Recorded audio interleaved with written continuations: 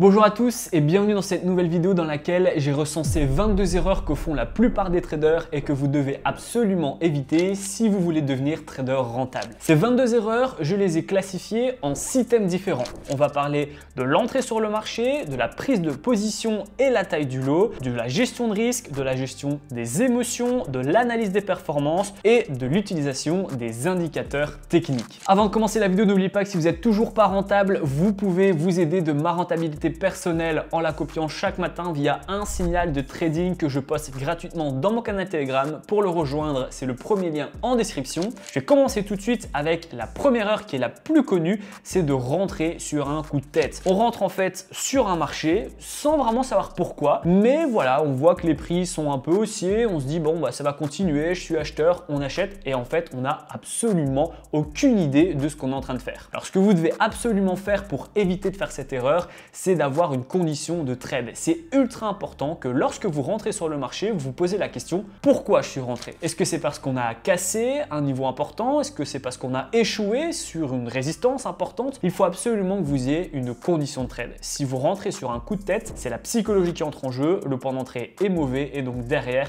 ça fait une succession de mauvaises choses, vous serez jamais rentable comme ça. La deuxième erreur très courante, c'est de suivre un indicateur qu'on ne connaît pas ou qu'on ne maîtrise pas, mais qu'on a vu sur internet ou dans un livre. Il y a une très grosse différence entre j'ai vu, je connais et je maîtrise. La plupart des gens, lorsque je leur présente un indicateur, ils disent oui mais ça je connais, je l'ai déjà vu, alors qu'ils ne le maîtrisent absolument pas. Vous devez absolument utiliser un indicateur déjà que vous comprenez, que vous maîtrisez et surtout qui est adapté à votre profil et vos objectifs. Ne copiez pas tout ce que vous voyez sur internet. Si ça tombe, eh bien vous allez avoir d'autres indicateurs qui vous correspondent bien plus, simplement parce que vous vous contentez de copier tout ce que vous voyez. Troisième erreur très importante, c'est d'oublier d'attendre la clôture des bougies. Je le répète à chaque vidéo et c'est ultra important. Vous devez à chaque fois attendre la clôture des bougies. Pourquoi? Eh bien parce qu'en fait, la bougie vous donne un signal en elle-même, cette bougie, en fonction des ombres, de l'ouverture, de la clôture de cette bougie. Je pense notamment à l'analyse chartiste, qui est l'analyse d'une bougie. En fonction de la forme qu'elle va prendre, de son ouverture et de sa clôture, vous allez avoir un signal de trading. Si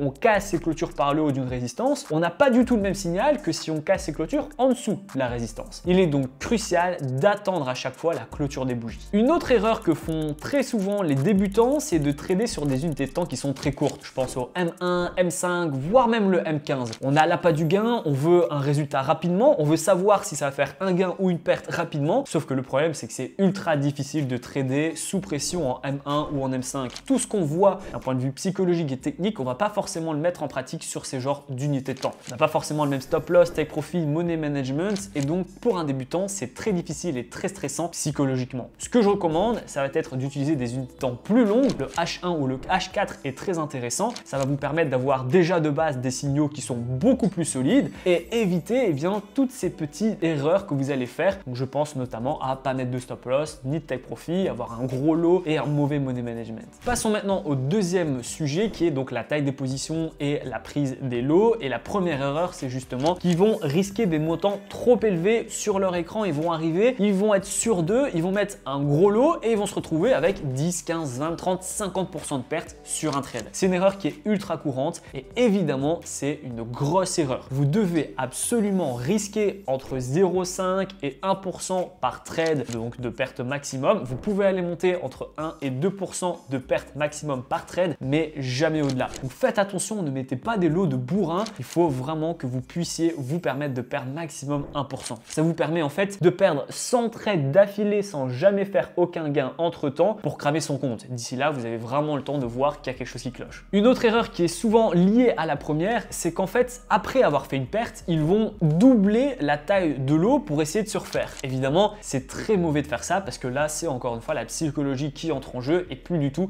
la technique. Donc si on fait une perte, déjà, il faut l'accepter. Ensuite, il faut se remettre en question pour essayer de la comprendre et éviter de la refaire à la suite. Les pertes, c'est pas du tout un problème. Ça fait partie intégrante de votre stratégie. Il faut savoir les accepter. Mais si vous faites une perte, 2 pertes, 3 pertes, eh bien n'essayez pas de vous refaire, n'essayez pas d'augmenter vos lots. Fermez simplement votre ordinateur et passez à la journée suivante. La troisième erreur, c'est justement de ne pas le calculer, son lot. En effet, beaucoup de traders rentrent avec des lots qui sont faits au hasard et ils n'ont absolument aucune idée de combien ils vont perdre ou gagner si leur trade finissent en gain ou en perte. C'est évidemment une grosse erreur. Vous devez être conscient au centime près de combien vous allez perdre et combien vous vous allez gagner pour chacun des trades que vous allez mettre. Et le lot, eh bien, il doit varier en fonction de ces trades. Il y a des trades où vous allez être à contre-tendance, vous pouvez mettre des stop-loss très serrés, d'autres où vous allez être en tendance et vous pouvez mettre des stop-loss un peu plus larges. Chaque trade est différent, chaque stop-loss va être plus ou moins éloigné de votre point d'entrée et donc vous ne pouvez pas avoir un lot universel. Vous devez à chaque fois calculer avec des indicateurs ou un simple calcul combien vous allez perdre sur ce trade. Une fois que vous avez calculé la perte maximale et qu'elle vous convient, vous allez regarder au niveau du take profit, vous allez regarder si vous êtes OK en termes de ratio, puis vous pouvez lancer votre trade. La dernière erreur justement sur l'effet de levier et la prise des positions, eh bien c'est de mettre des effets de levier et des lots qui sont trop conséquents. Quand on débute, le plus important c'est vraiment de rester le plus longtemps possible avec le même capital. Donc si vous mettez 500 € de capital pour commencer et pour avoir de l'historique et de la connaissance et de l'expérience, eh bien vous devez mettre des trades à 0,01. Tous les trades doivent être à 0,01, 0,02 maximum. Le but ici, c'est pas de faire de la rentabilité. Quand on débute, on va pas chercher à faire une rentabilité et un salaire tous les mois. C'est pas possible. On est d'abord là pour emmagasiner un maximum d'historique, de trades, de différents contextes sur le marché, scénarios sur le marché pour emmagasiner de l'expérience. Donc votre objectif, c'est de tenir le plus longtemps avec le même capital. Et pour ce faire, il faut vraiment diminuer au maximum ses lots et ses effets de levier pour tenir le plus longtemps possible. En cas de grosse erreur, eh bien l'idée c'est que ça coûte le moins cher possible. Le troisième thème que je vais aborder, c'est la gestion de risque et on commence tout de suite avec le stop loss. Le stop loss, vous l'avez compris à travers cette vidéo, j'en parle beaucoup, mais c'est ce qui va définir si vous êtes rentable ou non. Et la plupart des traders, quand ils débutent, ils vont pas mettre de stop loss. Ils vont mettre ce qu'on appelle un trade ouvert, donc ils vont juste acheter ou vendre sans mettre de stop loss et take profit. C'est une grosse erreur. Votre stop loss et votre point d'entrée, c'est vraiment les deux paramètres qui vont déterminer si vous serez rentable ou non. Un stop loss déjà qui est manquant, eh bien c'est une grosse erreur parce que on va à chaque fois espérer qu'une fée va arriver avec un coup de baguette magique et faire renverser les prix pour qu'ils soient dans votre sens. Sauf que bien souvent, si vous êtes à moins 1, moins 3, moins 5, moins 10, moins 30% et que ça continue de baisser, il n'y a pas de raison que du jour au lendemain, il y ait un miracle et que vous arrivez à 80% de gain. Donc il faut réussir à mettre un stop loss pour limiter ses pertes. Et ici, il faut également réussir à accepter ses pertes. Donc super important, mettez des stop loss à chaque fois. Le deuxième point que la plupart des traders font et que je faisais aussi quand j'ai débuté, c'était l'erreur de prendre un stop loss et de le modifier évidemment en perte encore plus grosse. C'est très important de gérer son trade, je suis d'accord, il faut gérer son stop loss, passer en stop loss créditeur, en break-even, etc. On peut modifier son stop loss pour améliorer le trade, ça c'est ok. Par contre, on ne peut jamais modifier son stop loss pour perdre plus. Si vous avez configuré un stop loss à 1%, vous le laissez à 1%. Vous n'allez pas le baisser à 2, 3, 4, 5%. Votre stop loss, il est mis de façon à ce que s'il est touché, vous n'êtes plus d'accord avec votre analyse. Donc, il n'y a pas du tout de raison de modifier votre stop loss. Troisième erreur sur la gestion des risques, c'est que la plupart des traders, ils vont laisser courir leurs pertes et clôturer leurs gains rapidement. Ce qui fait qu'en fait, eh bien, ils vont arriver avec des taux de réussite à 90% de taux de réussite, mais ils sont toujours pas rentables. Pourquoi? Eh bien, parce que chaque fois qu'ils vont être en gain à 1 €, 2 €, 3 €, 2 €, ils vont toujours couper en étant fiers d'eux parce qu'ils ont fait des gains. Sauf qu'une fois qu'ils vont arriver en perte, ça va être une perte sèche à moins 10 € et ça va ravaler la totalité des gains. Évidemment, l'objectif, c'est de limiter ces pertes et de laisser courir ces gains. Si vous êtes toujours d'accord avec votre analyse et que vous n'avez aucune raison de la couper, cette analyse, parce que tout se passe bien, votre position, elle est sécurisée et vous êtes en tendance, eh bien, laissez-la. Laissez respirer votre analyse pour que vous puissiez, eh bien, vous donner raison, vous donner tort sur votre trade, tout simplement. Une dernière erreur qui est assez courante et que la plupart des traders font sur la gestion de risque, c'est qu'ils ne calculent pas leur ratio. C'est très important de calculer son ratio parce que, mine de rien, même si le taux de réussite ne veut vraiment rien dire, vous pouvez être rentable avec 20% de taux de réussite et vous pouvez être non rentable avec 80% de taux de réussite, la plupart du temps, ils vont pas calculer son ratio ou ils vont perdre plus que ce qu'ils peuvent se permettre de gagner. C'est très important de calculer son ratio et de toujours avoir un ratio minimum à 2-1, 3-1 c'est encore mieux. Pourquoi? Eh bien parce que ça vous permet justement de ne pas avoir raison tout le temps, mais d'avoir raison 2, 3, voire même 4 fois sur 10. Avec 30% de taux de réussite, on peut être rentable si on calcule son ratio et qu'on s'y tient évidemment. L'objectif, c'est pas de mettre un ratio pour la conscience à 2-1, mais de jamais le respecter. Donc calculez toujours votre ratio de façon à ce que vous gagnez 2 fois plus que ce que vous pouvez vous permettre de perdre. Le quatrième thème que je vais aborder, c'est la gestion des émotions et on va commencer tout de suite par de l'overtrading ou du borrowed trading. La plupart des traders, ils vont mettre un trade parce que ça fait 1 heure ou 2 heures qu'ils sont devant un écran, ils s'ennuient, ils voient rien, il est pas top ce trade, mais ça fait 1 heure que j'analyse, je vois rien du tout, c'est bon, je vais le mettre. l'être. Grosse erreur parce que là c'est la psychologie qui parle et plus du tout la technique. Donc eh bien le point d'entrée est évidemment pas optimal. Donc le stop loss il est évidemment pas correctement protégé ou alors il est très éloigné et donc les ratios sont pas bons. Vous avez compris, c'est une grosse erreur. Si vous ne voyez rien et qu'il n'y a rien qui est adapté à votre stratégie, c'est pas un problème. Ne pas trader, c'est aussi trader. Donc vous fermez votre ordinateur et vous revenez plus tard dans la journée ou le lendemain, il n'y a pas mort d'homme. Si vous voyez rien, eh bien vous ne mettez rien. Mais n'essayez jamais de mettre un trade pour dire de mettre un trade. Deuxième erreur que la plupart des traders font, c'est qu'ils n'arrivent pas à accepter leurs pertes et donc ils veulent se venger. Ils savent pas quoi faire face à une succession de pertes. Évidemment, quand on voit qu'on fait un stop loss, c'est embêtant, mais ça arrive. 2 stop loss d'affilée, 3 stop loss d'affilée. Là, on a tendance à avoir sa psychologie qui va être démultipliée et on va avoir un esprit de vengeance. On veut se refaire ou alors on veut mettre un gros lot tout de suite ou on comprend pas en fait tout simplement qu'est-ce qu'il faut faire parce qu'on se dit est-ce que j'arrête tout de suite et je perds 10% ou 5% même sur ma journée ou est-ce que j'essaie quand même de rattraper le coup? Évidemment, ce qu'il faut faire, c'est accepter les pertes. C'est très difficile. La psychologie, c'est votre ennemi numéro 1 en trading et ça prend beaucoup de temps pour vraiment la maîtriser. Mais si jamais vous faites 1, 2, 3, 4, 5 positions d'affilée qui sont en perte, vous vous dites justement que ben voilà, c'est pas grave, ça arrive. Tout le monde en a déjà fait et en feront probablement. Ça fait partie, encore une fois, intégrante de votre stratégie de trading et de votre parcours également vers la rentabilité. Le troisième point sur la gestion des émotions, ça va être de trader sous le coup du stress ou de la fatigue. C'est très important de supprimer l'émotion quand on fait du trading. Il faut vraiment avoir le plus de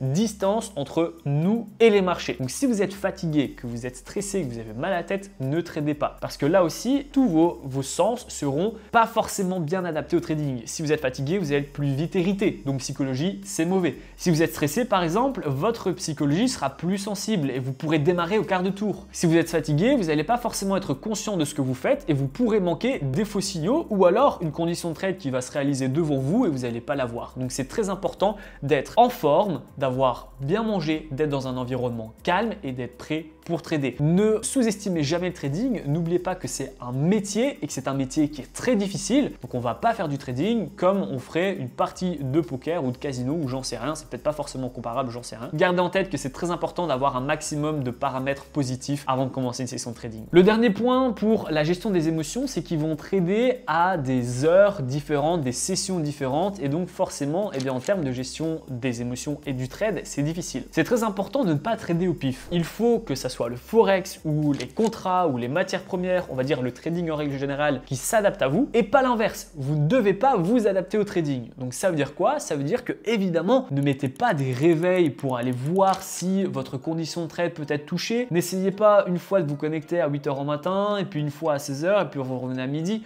Non, essayez d'avoir une structure qui est fixe en fonction de votre travail ou de ce qui vous prend la plupart de votre temps dans la journée. Si vous êtes disponible 1 heure par jour, essayez de la diviser en 2. 30 minutes le matin, 30 minutes le soir, à des heures fixes et surtout, trader les mêmes actifs. Ça va vous permettre de les maîtriser, de les comprendre et évidemment de les anticiper plus facilement. Le 5e point, ça va être sur l'analyse des performances et donc la première erreur que la plupart des traders font, c'est qu'ils ne tiennent pas un journal de trading. Pourtant, sans journal de trading, vous ne serez jamais rentable parce que vous n'allez jamais savoir ce qui marche pour vous et ce qui ne marche pas. Avoir un journal de trading, c'est savoir exactement qu'est-ce qu'on fait, pourquoi on le fait, qu'est-ce qui marche et qu'est-ce qui ne marche pas. Théoriquement, ce que vous devez faire, c'est ok, je fais un Google Doc ou un Excel et je vais mettre plein de points que je vais à chaque fois remplir. Donc ça peut être la date du trade, la date donc d'ouverture et de fermeture du trade. Ça va vous permettre de voir si vos trades durent plutôt 10 minutes, 1 heure, 1 jour, 4 heures. Ça va vous permettre de voir quelle base stratégique est plus favorable à votre profil d'investisseur. Regardez ce que vous avez acheté, ce que vous avez vendu, quel actif vous avez tradé. Vous êtes peut-être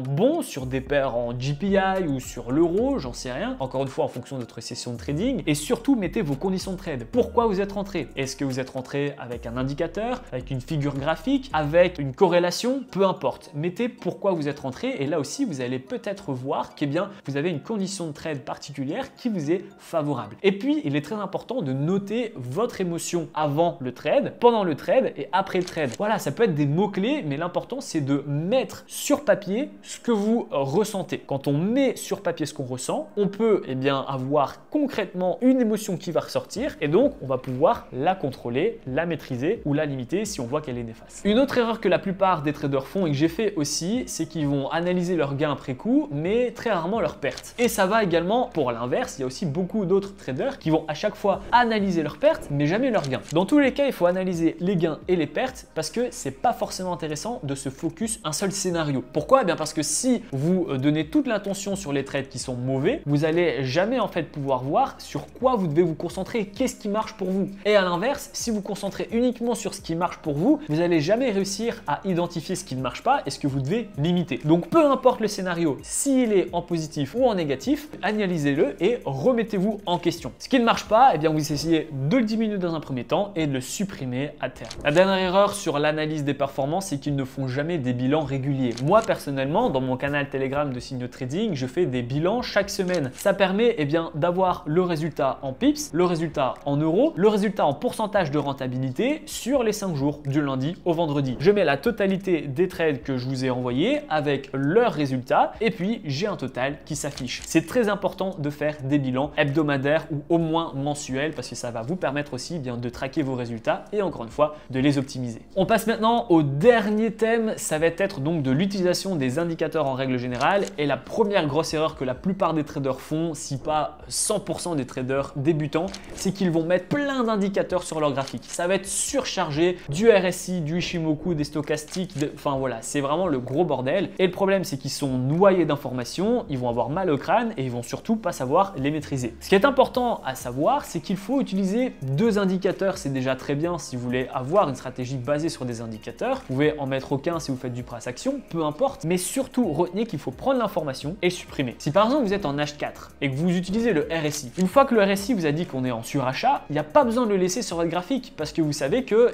la prochaine fois qu'il va vous dire quelque chose, ça sera dans 4 heures, à la prochaine bougie, à la prochaine clôture de la bougie. Donc ça sert à rien de le garder en permanence si vous savez qu'il vous donne une information toutes les 4 heures. Donc prenez l'information, analysez-la et ensuite vous supprimez l'indicateur et vous pouvez en mettre un autre. Ça va vous permettre de nettoyer votre graphique, d'avoir une vision plus claire sur le graphique et surtout d'analyser plus rapidement. Deuxième erreur que la plupart des traders débutants font, c'est qu'ils vont changer d'indicateur comme ils changent de slip. Super important, ne changez pas un indicateur parce que vous voyez qu'il fait 2, 3, 4 trades perdants. Il faut avoir du backtest. Quand on change d'indicateur toutes les semaines, en fait on n'a pas d'historique. On pourrait très bien être dans une succession de gains avec cet indicateur, tout comme dans une succession de pertes. Donc c'est ultra important que vous puissiez le garder 2, 3 semaines, voire même un mois. Alors évidemment, si c'est une catastrophe et que vous comprenez rien du tout, que vous êtes largué, vous pouvez le supprimer. Mais sinon, essayez de le garder un maximum de temps possible. Plus vous allez le garder, plus vous allez faire des trades avec. Donc plus vous allez avoir de la data que vous allez pouvoir analyser et comparer par la suite avec tous les indicateurs. Donc tous les résultats que chaque indicateur vous a donné, ça va vous permettre de choisir l'indicateur qui vous a vraiment été le plus